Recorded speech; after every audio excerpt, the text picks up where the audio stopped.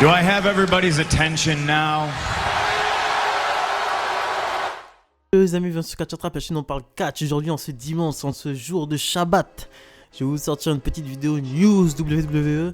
Et avant de commencer cette vidéo, j'aimerais vous demander de vous abonner, liker, commenter, partager. Très important pour le développement de la chaîne. Là, c'est 91 là, abonnés, ça bouge pas. Il faut que j'atteigne obligatoirement les 100 abonnés. On y est bientôt. On est bientôt une petite communauté et j'en suis très content.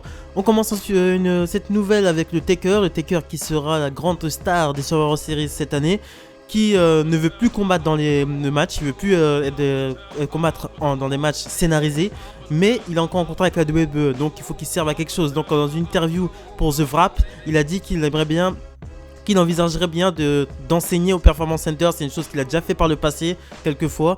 Et il dit aussi qu'il discute avec Triple H à propos de NXT. Donc ils ont parlé de travailler avec les superstars d'NXT par PC, en fait, par ordinateur, parce que Undertaker, vous n'êtes pas censé savoir qu'Undertaker habite au Texas et qu'NXT se déroule en Floride. Donc histoire de leur donner quelques conseils, et ça fait toujours du bien de recevoir des conseils d'un mec qui a fait son trou dans le milieu. Donc l'Undertaker qui veut être là pour coacher un peu plus ses superstars, je trouve ça super. Les conseils d'Undertaker, c'est de l'or dans le monde du catch. C'est quelqu'un qui s'y connaît énormément, c'est quelqu'un qui connaît les petites combines. Ça fait 30 ans qu'il est dans le métier, c'est la plus grande gimmick de tous les temps, qui se reconvertit en agent pour Triple H, bosser sur NXT, et j'en suis sûr qu'il y aura des résultats. On enchaîne ensuite avec Chelsea Green, Chelsea Green qui a malheureusement fait des débuts ratés à SmackDown cette semaine contre Natalya, Liv Morgan et Tamina dans un Fatal 4-Way désignant la prochaine qui intégrera la team SmackDown au Survivor Series. Donc après un dropkick, elle a disparu très tôt pendant le match. Cette disparition est due au fait qu'elle s'est blessée. Elle s'est blessée au poignet gauche apparemment, et non, même pas, elle s'est blessée au poignet gauche.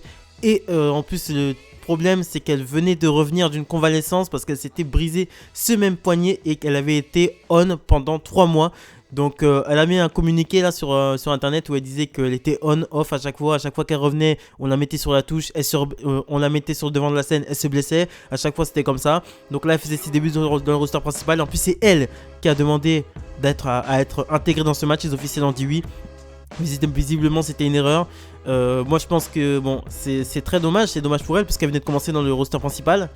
Si elle se blesse aussi souvent, ça va être très dangereux là. Ça va être très dangereux, ça va être syndrome AOP. Ils vont plus passer de temps sur le canapé que sur le ring. C'est pas le but, ils vont faire elle va faire perdre de l'argent à la WWE et ils vont s'en débarrasser. On voit ce qui se passe avec Zelina Vega. Vince McMahon n'a plus aucune pitié, il n'en a jamais eu. Et là c'est très chaud, c'est très chaud pour les fesses de Chelsea Green hein. Et sur la photo c'est Matt Cardona, voilà, et Zack Ryder WWE, puisqu'ils sont ensemble. Donc voilà, Chelsea Green c'est chaud pour ses fesses. Je pense qu'elle va pas tenir jusqu'à l'année prochaine. Je pense qu'ils vont la virer. Ils vont la virer parce qu'il n'y a pas de projet pour elle. Sur le ring c'est pas trop ça. Sa gimmick c'est Carmella, clairement. C'est la même gimmick que Carmella. Il n'y a rien à faire avec elle, donc vaudrait mieux la libérer. C'est méchant à dire hein. C'est leur boulot, mais moi j'aurais été SmackDown, je l'aurais libéré hein. Chelsea Green ne sert pas à grand chose en gros. Et si elle se blesse le poignet, elle coûte plus d'argent qu'elle ne rapporte en fait. Donc on peut pas miser sur cette superstar. Il y a assez de jobbeuses comme ça et les jobbeuses ne se blessent pas. Donc pour moi, il faudrait s'en débarrasser. Donc on enchaîne ensuite avec une news qui concerne Seth Rollins. C'est un Seth Rollins qui prendra certainement une pause bientôt. Comme vous le savez, il attend un enfant avec Becky Lynch. Becky Lynch est enceinte de leur premier enfant. Et les informations rapportées par WWE, pour Ringside News disent que Rollins va prendre une pause au moment de la naissance de son enfant et devrait disparaître des écrans après les Survivor Series. Et donc il devrait disparaître des écrans après les Survivor Series, et dont il est dans la team SmackDown. Donc il participera aux Survivor Series et normalement après les series il disparaîtra. Donc Seth Rollins qui disparaîtra, je pense que c'est une bonne chose. C'est une bonne chose qu'ils prennent une petite pause quand même et qu'ils reviennent. Je veux qu'ils reviennent parce que des fois ils font revenir les gens, mais ils les font revenir face. Non, j'aimerais bien qu'ils fassent revenir Rollins, mais avec ce même personnage, parce que je trouve qu'il s'est vraiment trouvé et qu'il est vraiment à l'aise dans ce personnage. Et voilà, tout simplement, Rollins qui part de la carte de SmackDown, ça mettra plus. En fait, si Rollins part, ça laisse une grosse place, un gros trou dans SmackDown en fait, qu'il faudra remplir. Donc ça, on nous fera découvrir, ça nous fera découvrir des nouvelles superstars comme Murphy, ça laissera la place au Murphy, à peut-être Dominic Mysterio, à des Chad Gable. qu'on pourra voir plus se produire, puisque Rollins prend énormément de place dans un show, et c'est normal parce que c'est une star. On enchaîne ensuite avec la dernière news. Pour finir, comme vous savez, Zelina Vega a été virée par la WWE par rapport à son refus d'arrêter sa chaîne Twitch, et elle s'est exprimée à ce sujet en disant, sur Twitch bien sûr: je suis attristé, j'ai le cœur brisé, assurément ce n'est pas la dernière fois que vous allez me voir, je vous aime tous et je suis très reconnaissant de tout ce que vous m'avez donné toutes ces années. J'ai le cœur brisé car être catcheuse c'est la seule chose que je voulais faire et je ne sais pas quoi dire, il y a tellement de choses que je voudrais dire mais je ne sais pas. Donc Zelina Vega qui est vraiment qui est au bout de sa vie. Bon, évidemment, il y a une clause de 90 jours de non-compétition et pour une autre compagnie du coup, elle est off jusqu'au mois de février. C'est chaud. C'est chaud pour elle. Bon, après, je pense que elle a quand même un super physique. Elle avait quand même une carrière avant d'arriver à la WWE. Elle aura pas de mal à trouver du boulot, mais ce sera pas la WWE, quoi. Donc, j'imagine quand même la tristesse que ça doit être pour elle. Elle doit vraiment être dégoûtée.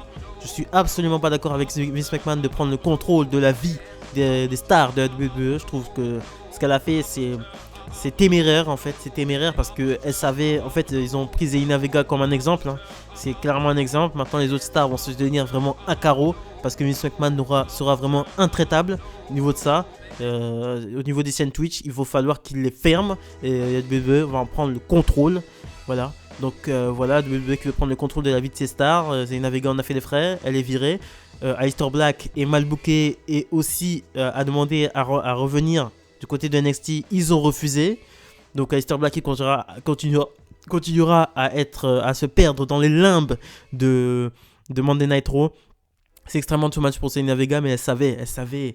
Pourquoi faire de la résistance? C'est ton boulot, merde. T'arrives à la WWE.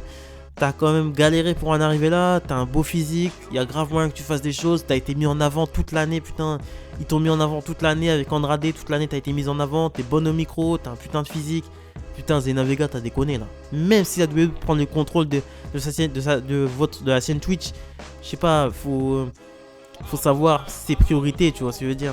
Il y a d'autres réseaux sociaux, tu vois ce que je veux dire. Il y a Zelina Vega, il y a du tort pour moi des deux côtés. Zelina Vega savait, elle avait été prévenue.